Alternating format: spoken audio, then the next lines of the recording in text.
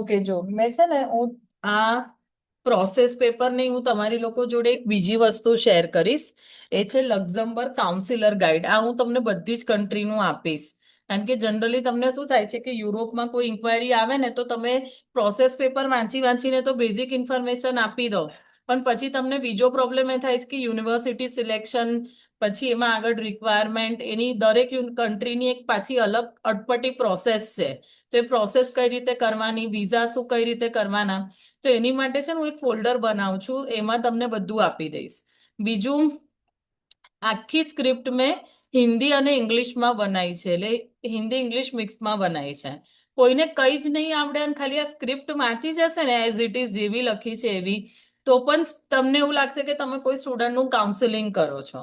Okay, તો આનું છે ને આપણે એની ટ્રેનિંગની શરૂઆત કરીએ લક્ઝમબર્ગની. તો મેં સ્ટાર્ટિંગનું છે ને એ સિટી અને કન્ટ્રી વિશે કર્યું છે. તો હું હિન્દીમાં જ વાંચું છું, જેવી સ્ક્રિપ્ટ મેં बनाई છે એવી રીતે, कि આપણે यूरोपની अंदर अगर हम यूरोप की बात करते हैं तो हमें क्यों लग्जमबर्ग चूज करना चाहिए, तो એનું રીઝન આપણે જોઈએ. तो सबसे पहले लग्जमबर्ग का जो कैपिटल सिटी है वो लग्जमबर्ग सिटी ही है, उसका नाम लग्जमबर्ग सिटी है. वो सबसे बड़ा है और इम्पोर्टेंट सिटी है. इसे लग्जमबर्ग का हार्ट भी कहते हैं. सेकंड जो सिटी की बात करें वो है ईस्ट सुर इजलट. રાઈટ, અને અમે પ્રોનન્સિએશન પણ લખ્યા છે, કારણ કે ઘણીવાર અટપટા નામ હોય ને તો તમને સ્ટુડન્ટની સામે પ્રોનન્સિએશન ખબર નહીં પડે કે આનું હું શું બોલું, તો મેં એના પ્રોનન્સિએશન પણ બાજુમાં લખ્યા છે. This university is very famous because Luxembourg में एक यूनिवर्सिटी जो सबसे बड़ी है वो है यूनिवर्सिटी ऑफ लग्जमबर्ग, और वो लग्जमबर्ग सिटी में नहीं है, इस सिटी में है.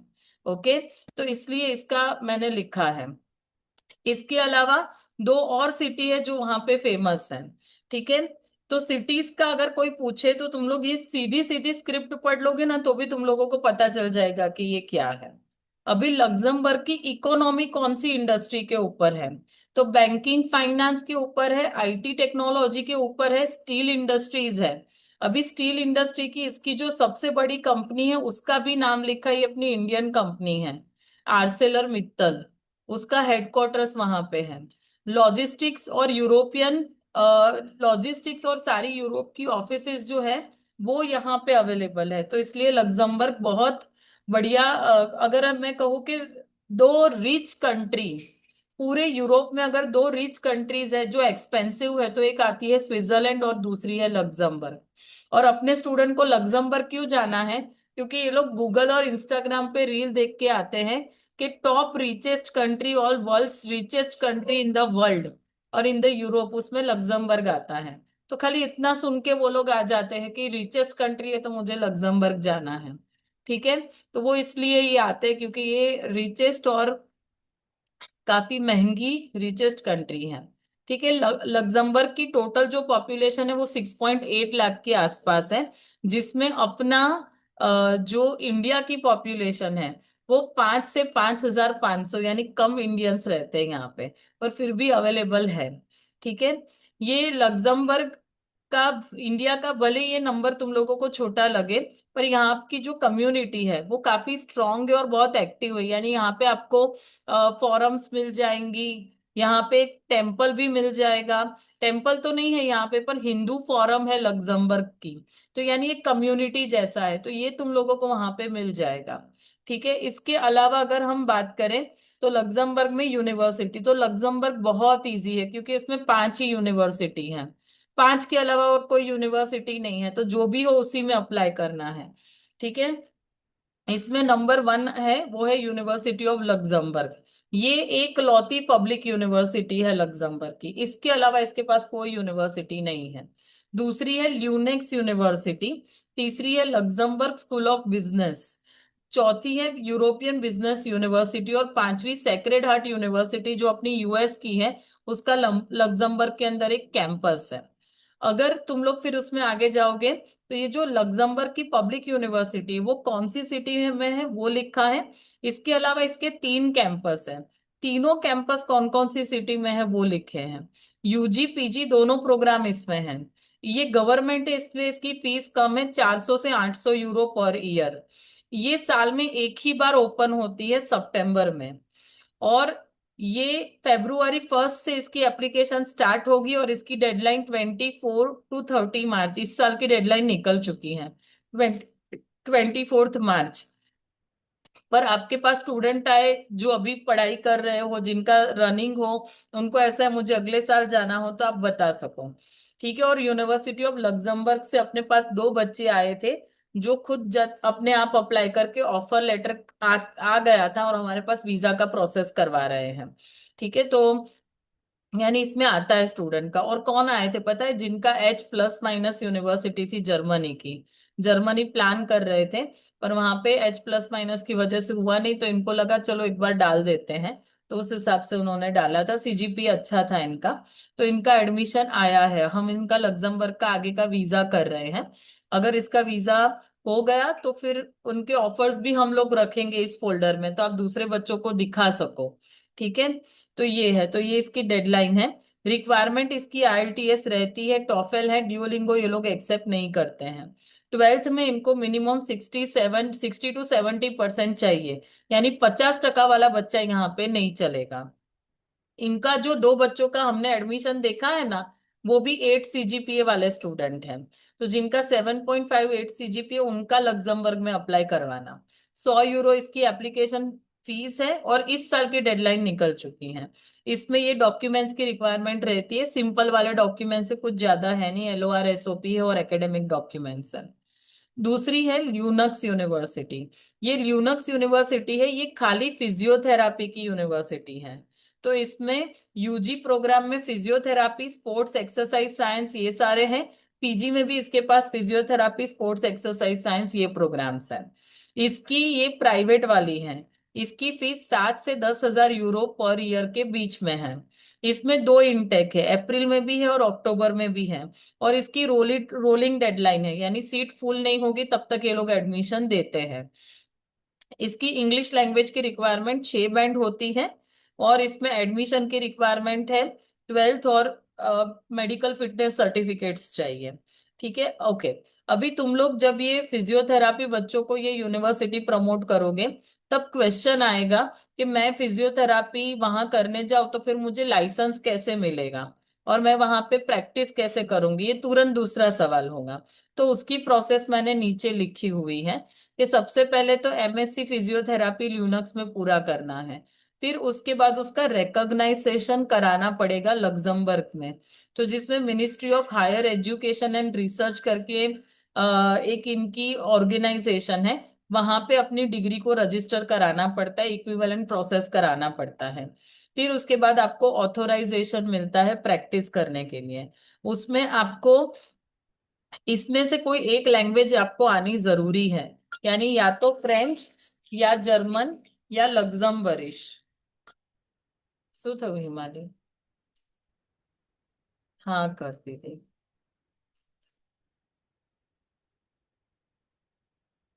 હા તો હું રેકોર્ડિંગ કરીશ પછી તું, બધા જ આવી ગયા છે 16-17 જણ, જો હું રેકોર્ડિંગ કરું છું તું પછી સાંભળી લેજે। ચલ। હા। ઓકે। તો આની અંદર પ્રેક્ટિસ કરવા માટે એ લોકોની કા તો फ्रेंच का जर्मन का लग्जमबरिश ये लैंग्वेज की रिक्वायरमेंट रहेगी B2 लेवल तक की। तो ही वहां पे ये लोग प्रैक्टिस कर पाएंगे। और फिर इनको सीएनएस करके एक ऑर्गेनाइजेशन है, वहां पे इनको अपना रजिस्ट्रेशन कराना पड़ेगा। तो ये प्रोसेस है। इसमें मेन इनको ये लैंग्वेज करनी पड़ेगी। तो कोई स्टूडेंट ऐसा होगा ना जो प्रॉपर जर्मनी के लिए प्लान कर रहा होगा, तो एटलीस्ट वो जर्मन का 1-2 लेवल सीख रहा होगा, तो फिर उसको वहां पे दिक्कतें नहीं आएगी। ठीक है। ओके। फिजियोथेरापी लाइसेंस करके प्रैक्टिस करना हो तो ही ये सारी झंझट करनी है। अगर एक्सरसाइज साइंस या स्पोर्ट्स साइंस करके वहां पे दूसरे कोई फिजियोथेरापी के अंडर में काम करना है या जिम में काम करना है, फिटनेस सेंटर पे काम करना है, तो लाइसेंस लेने की जरूरत नहीं है। खाली मेडिकल प्रैक्टिस करनी हो तो ही लेने की जरूरत है। ओके। ट्वेल्थ के बाद अगर कोई स्टूडेंट जाता है फिजियोथेरापी करने के लिए, तो उसका बायोलॉजी, फिजिक्स, केमिस्ट्री में मार्क्स उसके वहां पे अच्छे होने चाहिए। इंग्लिश में 5.5 की रिक्वायरमेंट है। और इसके अलावा इन लोगों का अ, अगर स्टूडेंट से आयल्स नहीं दिया तो ये लोग ऑनलाइन भी एक टेस्ट लेके उसका एडमिशन करवाते हैं। एंट्रेंस के अंदर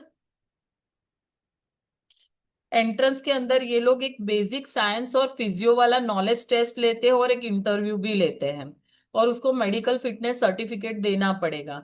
तो 12th वाले बच्चे को फिजियोथेरापी में एडमिशन मिलेगा।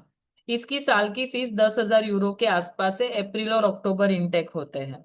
ठीक है, 3 साल का ये प्रोग्राम रहेगा फुल टाइम का। ये हो गया अपना ल्यूनेक्स यूनिवर्सिटी के बारे में। अब हम बात करेंगे लग्जमबर्ग स्कूल ऑफ बिजनेस, तीसरी यूनिवर्सिटी की। तो इसका एक ही कैंपस है लग्जमबर्ग सिटी में। इसका प्रोग्राम है, एक इनके पास बैचलर ऑफ इंटरनेशनल बिजनेस है, पर एक बार ध्यान से सुनो, ये लोग खाली आईबी बोर्ड वाले बच्चों को एक्सेप्ट करते हैं।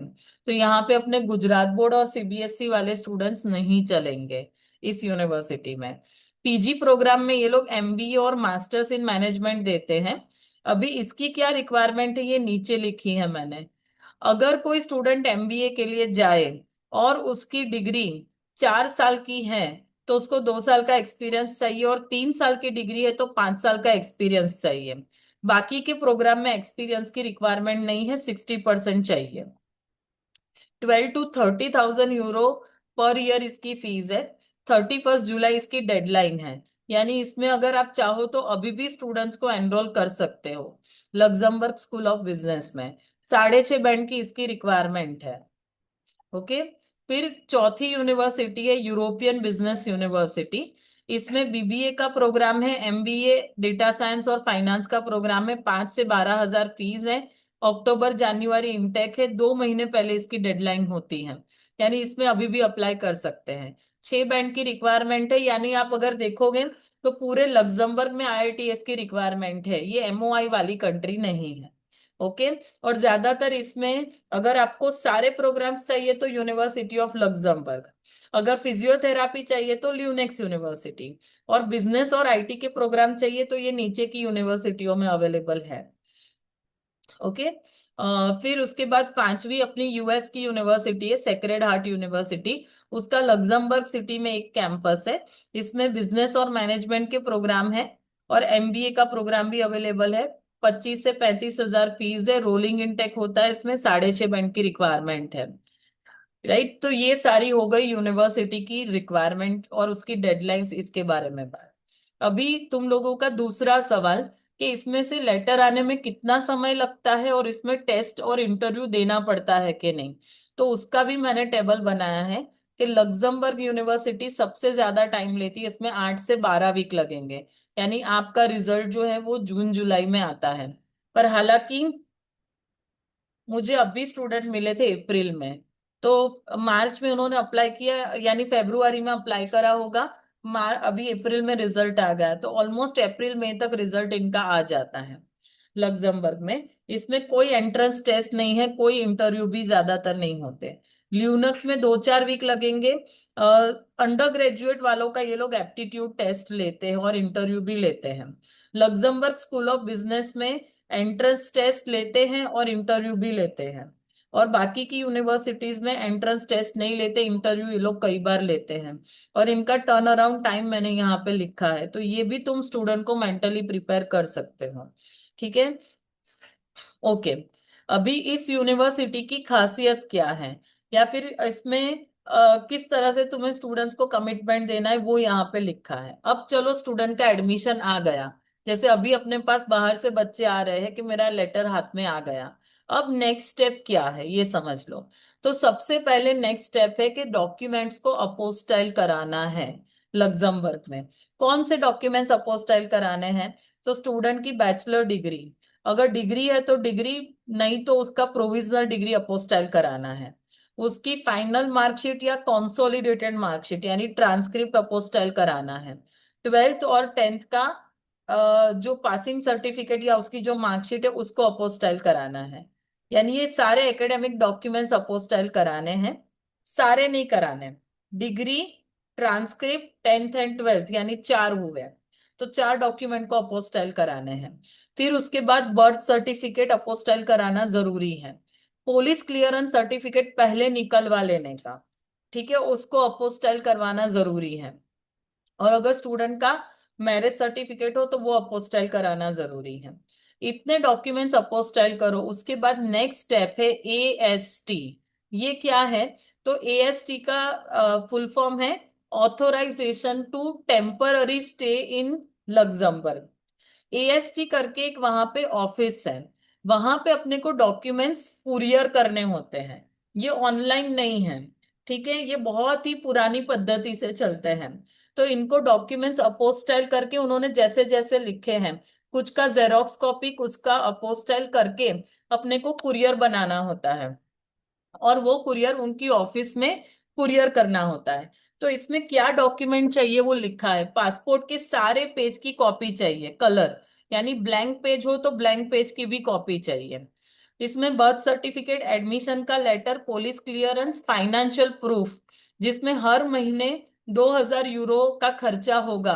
तो 12 महीने का कोर्स है तो 24,000 यूरो जितना, बैंक बैलेंस सर्टिफिकेट या जो भी पोस्ट का हो, जो भी आपके फाइनेंशियल डॉक्यूमेंट्स है वो आपको पूरे निकलवाने पड़ेंगे। और हेल्थ इंश्योरेंस, इतने डॉक्यूमेंट्स तैयार करके आपको भेजने हैं, डीएचएल और फेडेक्स से कुरियर करने हैं। कहाँ पे? ये एड्रेस दिया है वहां पे। ठीक है, ये कब तक करने हैं? तो इसकी डेडलाइन है 1 जुलाई। 1 जुलाई के बाद ये लोग नहीं लेते हैं। ये वहां पे जब पहुंच जाए, उसके बाद ये लोग, एएसटी जो ऑफिस है, ministry of home affairs Luxembourg, वो देती है अपने को एएसटी लेटर।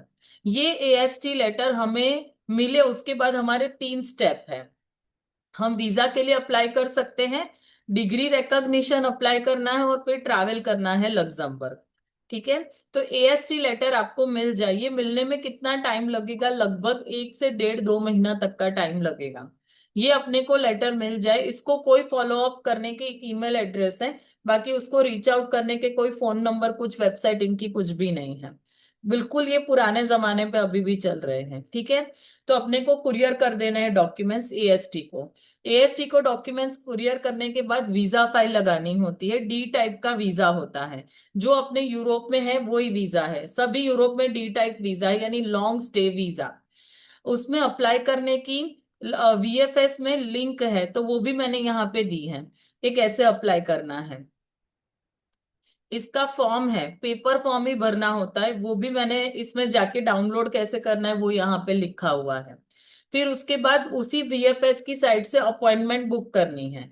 तो अपना बायोमेट्रिक होगा, और फिर डॉक्यूमेंट्स वहां पे सबमिट करने हैं, और फिर 15 से 30 दिन के अंदर इसका रिजल्ट आ जाएगा। ठीक है, इसमें मेन एएसटी सर्टिफिकेट और उसके साथ दूसरे डॉक्यूमेंट्स अपने को लगाने हैं। इसमें फाइनेंशियल रिक्वायरमेंट कितनी है? तो 1 साल का प्रोग्राम हो तो 25,000 यूरो के आसपास दिखाना पड़ेगा, और 2 साल का हो तो भी ये लोग 1 साल का ही फंड देखते हैं। तो उस हिसाब से अपने को 1 ईयर का ही जो है फंड उनको प्रोड्यूस करने की जरूरत है। तो लगभग 24 से 25 लाख के आसपास अपने को फंड दिखाने की रिक्वायरमेंट है। ये कैसे दिखा सकते हैं? 3 से 6 महीने का बैंक स्टेटमेंट लगा सकते हैं, बैंक लोन रख सकते हैं, स्कॉलरशिप मिली हो तो वो रख सकते हैं, एफडी हो तो वो रख सकते हैं, पेरेंट्स या क्लोज रिलेटिव का रख सकते हैं। अगर कोई थर्ड पार्टी हो तो उससे फिर एफिडेविट लेकर कर सकते हैं, पर ये लोग प्रिफर करते हैं पेरेंट्स का ही, या ग्रैंड पेरेंट्स का, जो दूसरी कंट्रियों में अपने करते हैं उसी तरीके से। ओके, इसमें अभी हम जो केस कर रहे हैं उसमें हम पोस्ट का भी लगा रहे हैं, एलआईसी की सरेंडर वैल्यू, पीएफ का विड्रॉएबल लेटर, वो सारा हम कर रहे हैं, तो उसमें कर सकते हैं। राइट, अगर इसका अपने जैसे कुछ क्वेरी आती है तो हम आपको अपडेट करेंगे। अगर ये निकल गया तो यानी ये सारे डॉक्यूमेंट्स वहां पे एक्सेप्टेबल हैं। ओके, फिर वीजा का form, original AST certificate, passport photograph, police clearance, medical insurance, ये सारे डॉक्यूमेंट्स के साथ अपने को वीएफएस एम्बेसी में जाना है, फाइल सबमिट करा देनी है। फिर उसके बाद 15-20 दिन में ये लोग अपने को वीजा दे देते हैं। उसके बाद एक और स्टेप है, जैसे ही तुम्हारा एएसटी आए, लग्जमबर्ग में डिग्री को रिकॉग्नाइज कराना पड़ता है। तो ये जो रिकॉग्नाइज कराना पड़ता है, इसकी क्या है? तो इसकी एक वेबसाइट है, वो वेबसाइट पे जाके पोर्टल है, वो पोर्टल में एप्लीकेशन डालनी होती है कि मुझे डिग्री रिकॉग्नाइज करानी है। और उन लोगों को भी अपोस्टाइल किए हुए डॉक्यूमेंट्स भेजने पड़ते हैं, यानी अपलोड करने पड़ते हैं स्कैन करके, पर अपोस्टाइल आगे पीछे का अपलोड करने पड़ते हैं, जिसमें डिग्री सर्टिफिकेट, ट्रांसक्रिप्ट, और अगर कोई डॉक्यूमेंट्स गुजराती हिंदी में हो तो ट्रांसलेट किया हुआ, ये डॉक्यूमेंट्स अपलोड कराने होते हैं। इसके अलावा पासपोर्ट की copy, AST certificate, letter admission का, और फीस भर दी हो तो उसकी रिसिप्ट, ये जो डिग्री रिकॉग्नाइज करानी है उसकी प्रोसेसिंग फी है 75 यूरो। वो ऑनलाइन भरनी होती है क्रेडिट या डेबिट कार्ड से। और लगभग 4 से 6 हफ्ते यानी 1 से 1.5 महीने में ये रिकॉग्नाइज होके आ जाती हैं। पर इसकी जो डेडलाइन है वो है 15 सितंबर। उससे उस तब तक ये सबमिट कर देनी है यूनिवर्सिटी के अंदर। यानी आप लग्जमबर्ग कर रहे हो तो आप बिल्कुल कट टू कट चलोगे। फेब्रुआरी से पहले स्टूडेंट को एग्जाम दे देनी है। जब फेब्रुआरी में लग्जमबर्ग यूनिवर्सिटी खुले अप्लाई कर देना है। तब उसका मार्च अप्रैल तक एडमिशन आएगा। जैसे एडमिशन आए पुलिस क्लियरेंस अपोस्टाइल डॉक्यूमेंट कराओ, एएसटी कराओ। एएसटी तुम्हारा आने में टाइम लगता है, वो जैसे आए वैसे एक बाजू वीजा की फाइल लगाओ, एक बाजू डिग्री रिकॉग्निशन करने के लिए डाल दो। ठीक है। तो ये दो काम एक साथ करने, क्योंकि वो भी इसको चाहिए, कॉलेज को चाहिए जब स्टूडेंट वहां पे जाएगा तब। ओके। इसमें जब स्टूडेंट वहां पे पहुंच गया, उसका वीजा आ गया, सब आ गया, वहां पे पहुंच गया। उसके बाद उसको अपना डिक्लेरेशन करना पड़ता है अराइवल का, कि मैं यहाँ पे आ गया हूँ। ठीक है। ये यूरोप में लगभग सब सब जगह पे करना पड़ता है, जिसको हम बोलते हैं रजिस्ट्रेशन, सिटी रजिस्ट्रेशन कराना जर्मनी में, या सब कंट्री में बोलते हैं कि मुझे रजिस्ट्रेशन करवाना पड़ता है कि स्टूडेंट वहां पे आ गया है, अराइवल का। तो इसमें हर सिटी के हिसाब से ऑफिस अलग है। तो आपको वो ऑफिस का एड्रेस भी यहाँ से मिल जाएगा, कि बच्चा अगर लग्जमबर्ग में जा रहा है तो उसको कौन सी ऑफिस मिलना है, ल्यूनेक्स जा रहा है तो कौन सी ऑफिस मिलना है, एलएसबी और एसएचयू जा रहा है तो कौन सी ऑफिस मिलना है, ईबीयू जा रहा है तो कौन सी ऑफिस मिलना है। तो ये उसका वीजा आने के बाद भी आप ये गाइड कर सकते हो कि आपको ये ऑफिस में जाके अपना रजिस्ट्रेशन कराना है। कैसे कराएगा, उसको कोई अपॉइंटमेंट लेनी पड़ती है तो अपॉइंटमेंट का पोर्टल है ऑनलाइन, वहां पे जाके भी बुक करा सकता है, डायरेक्टली भी वहां पे जा सकता है।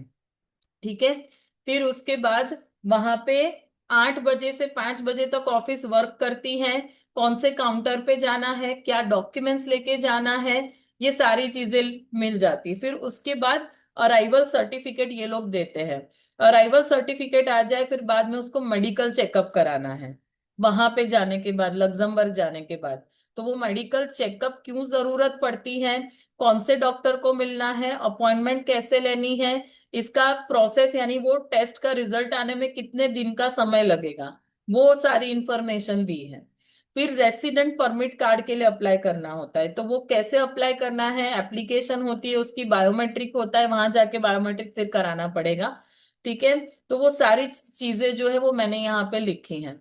तो आप इसको फॉलो करोगे ना, आपको किसी की जरूरत नहीं पड़ेगी। इसमें इतना डिटेल में मैंने दिया है, इसमें लिंक विंक के साथ मैंने दिया हुआ है, और ये 5 ही यूनिवर्सिटीज हैं, 5 से छठा ऑप्शन नहीं है। और हो सके उतनी मैंने इसमें डिटेल दी है कि क्या रिक्वायरमेंट है क्या है नहीं करके। आपको अगर मोटा मोटी कुछ है तो वेबसाइट खोल के एक बार ओपन करके चेक करके स्टूडेंट को आप कंफर्म बता सकते हो। पर केस लेना स्टार्ट कर दो अपने, इसमें प्रॉब्लम नहीं आएगा। लग्जमबर्ग इजी है बहुत, उसमें ज्यादा डिफिकल्टी नहीं। ठीक है। अभी इसमें किसी को कुछ पूछना है तो मुझे बताओ, बाकी इंक्वायरी लेने में कुछ। जस्ट अ मिनट, मैंने गलती से बंद कर दी। क्या परसेंटेज आ जाएगी? हाँ। 74। मैम एक इसमें हाँ। 1 ईयर फीस पे करके जाना होता है या दिखा